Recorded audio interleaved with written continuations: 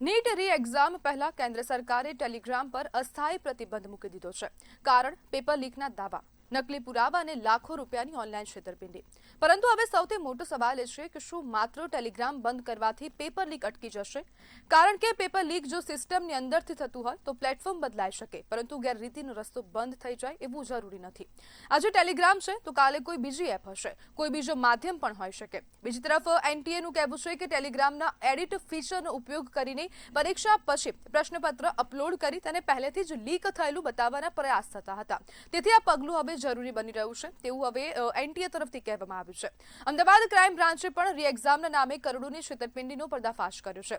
એટલે સવાલ માત્ર પેપર લીકનો નથી, પરંતુ વિદ્યાર્થીઓને ઠગતા સાયબર ગેંગનો પણ બની ગયો છે. તો શું આ પ્રતિબંધ પરીક્ષાની નિષ્પક્ષતા બચાવશે કે માત્ર તાત્કાલિક ઉપાય સાબિત થશે? આ મુદ્દે હવે ચર્ચા પણ જરૂરી બની ગઈ છે. જે એનટીએ દ્વારા પ્રેસ રિલીઝ કરવામાં આવી છે તેની 10 મુખ્ય વાતો આપ ટીવી સ્ક્રીન પર પણ જોઈ શકો છો. 10 મુખ્ય વાત એનટીએ દ્વારા કરવામાં આવી કે ટેલિગ્રામ પર અસ્થાયી પ્રતિબંધ મૂકવામાં આવ્યો છે, એડિટ ફીચર પણ બંધ કરી દેવામાં આવ્યું છે. બિહાર અને ગુજરાતમાં પણ કાર્યવાહી કરાઈ. 21.5 કરોડના વ્યવહારોનો ખુલાસો થયો છે. સામાન્ય યુઝર્સને થયેલી અસુવિધા બદલ ખેદ છે તેવું પણ એનટીએ તરફથી કહેવામાં આવી રહ્યું છે. ટેલિગ્રામ પર અસ્થાયી પ્રતિબંધ જે 21 જૂનના રોજ જે પરીક્ષા યોજાવાની છે તે બાદ હટી જશે. અને આજ મુદ્દે આપણી સાથે ચર્ચા કરવા માટે સાયબર એક્સપર્ટ ધ્રુવ પંડિત જોડાઈ ગયા છે. ધ્રુવભાઈ, શું ટેલિગ્રામ બંધ કરવાથી પેપર લીક અટકી જશે? પેરેલલી આ જોવા જઈએ તો એક ટેમ્પરરી બેન લગાવવામાં આવ્યો છે. આપણે ગવર્મેન્ટમાં જોઈએ ને તો આઈટી એક્ટ સેક્શન 69A ના પ્રમાણે કોઈ પણ ક્યારેક પણ આવી કંઈક નેશનલ સિક્યોરિટીને ધ્યાનમાં રાખીને કોઈક એક્શન્સ લેવામાં આવે છે ત્યારે સીએમ એવી રીતે નેશનલ ટેસ્ટિંગ એજન્સીએ આપણે ફેક સેલિંગ ફેક કે લીક એનઈટી પેપર્સ કે જેટલા પણ સ્કેમ ચેનલ્સ છે, બોટ્સ છે, આ બધું ઓપરેટ ઇન્ડિયામાં ના થાય એના માટે ટેમ્પરરી બેન કરવામાં આવ્યું છે. અને પેરેલલી આ એક્શન લેવાથી એટલે સારું છે કારણ કે ટેલિગ્રામ પર તમે જોશો ને તો મોસ્ટલી બધી ઇલીગલ એક્ટિવિટીઝના બોટ્સ, ચેનલ, સ્કેમ્સ આ બધું બહુ રેગ્યુલરલી પર્પઝ પર રન થતું હોય છે. અને સ્પેસિફિકલી જેમ જણાવવામાં આવે છે કે ભાઈ આનો એક જે ફીચર હતો કે ભાઈ મેસેજની તમે ટાઈમ સ્ટેમ્પ્સ અને ડેટ તમે એડિટ કરી નાખો એટલે તમે બતાવી શકો કે ભાઈ આ બિફોર એક્ઝામ જ લોન્ચ થઈ ગયું હતું. તો આ બધાને ધ્યાનમાં રાખીને ટેલિગ્રામને બેન કરવામાં આવ્યું છે, પર્ટિક્યુલર ઇન્ડિયન રીજનમાં, which is a temporary ban. 22 જૂન સુધી તકનું આ બેન કરવામાં આવ્યું છે. ધ્રુવભાઈ, જે પ્રમાણે નીટની એક્ઝામ થઈ તે પેપર લીક થયું તેવી આશંકા વ્યક્ત કરાઈ રહી હતી અને તે બાદ હવે એનટીએ દ્વારા આ જે પ્રેસ રિલીઝ કરવામાં આવ્યું છે તેમાં તેવું કહેવાય રહ્યું છે કે જ્યારે પેપર લેવાઈ જાય છે, પેપર લેવાઈ ગયા બાદમાં આ જે પેપર છે તે પેપર લીક કરીને એક ગ્રુપ બની જાય છે અને તે બાદ અપલોડ કરવામાં આવી રહ્યા છે. તો શું આપને લાગે છે કે આ એક પૂર્વ નિયોજિત કાવતરું હોઈ શકે છે અથવા તો એનટીએ પોતાની ભૂલ છુપાવવાનો પ્રયાસ કરી રહી છે ટેલિગ્રામ પર દોષ નાખીને?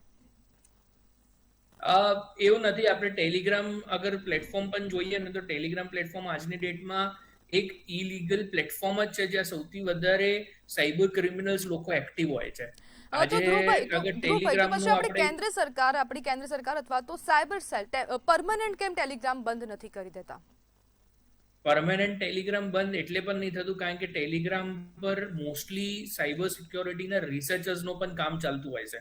ત્યારે કે ટેલિગ્રામમાં તમે જોશો તો ગ્લોબલ લેવલ પર જેટલી પણ ડિફરન્ટ કમ્યુનિટીઝ છે બધાનો એક ગ્રુપ પણ છે રિસર્ચર્સનો, જેનાથી બહુ બધી થ્રેટ ઇન્ટેલ્સ હોય કે પછી આપણે ઓપન સોર્સ ઇન્ટેલ ક્રિએટ કરવો એના માટે પણ ટેલિગ્રામનો યુઝ થતું હોય છે. બટ ઇન્ડિયામાં જ્યારે પણ આપણે કોઈ પણ એક્ટિવિટીઝ જોઈએ છે તો એ મોસ્ટલી ટેલિગ્રામ પર ઇલીગલ એક્ટિવિટીઝ થતી હોય છે. અને જેમ કે એનટીએ જણાવ્યું કે આના અંદર જે ફીચર્સ છે એ ફીચર્સના સાયબર ક્રિમિનલ્સ લોકો દુરુપયોગ કરીને અને એને બિફોર હેન્ડ પેપર લીક થઈ ગયો છે એનો ફોલ્સલી ક્લેમ કરતા હોય છે. ધ્રુવભાઈ, એક એ પણ જવાબ જોઈએ છે કે રિસર્ચ આપ કહી રહ્યા છો કે અનેક લોકો રિસર્ચ કરતા હોય છે, જે પ્રમાણે આપણે વાત કરી, તો રિસર્ચ વધુ મહત્વનું છે કે પછી જે ઇલીગલ એક્ટિવિટી થઈ રહી છે તે રોકવાની વધારે જરૂર છે? સો બેઝિકલી આજે અગર ઇલીગલ એક્ટિવિટીઝનો લેવલ રાઇઝ અપ થતું હોય અને નીટ જેવી પરીક્ષાઓના પેપરો અગર એના ઉપરથી લીક થવાના ચાન્સીસ અને લોકો જે ચેનલ ને બોટ્સનો ઉપયોગ કરતા હોય છે તો પછી એ પ્લેટફોર્મને બેન કરવું સૌથી પહેલા નેસેસિટી છે કારણ કે રિસર્ચ કરવાના બીજા પણ માધ્યમો અવેલેબલ થઈ જાય છે. બિલકુલ ધ્રુવભાઈ, જોડાવા બદલ આપનો આભાર.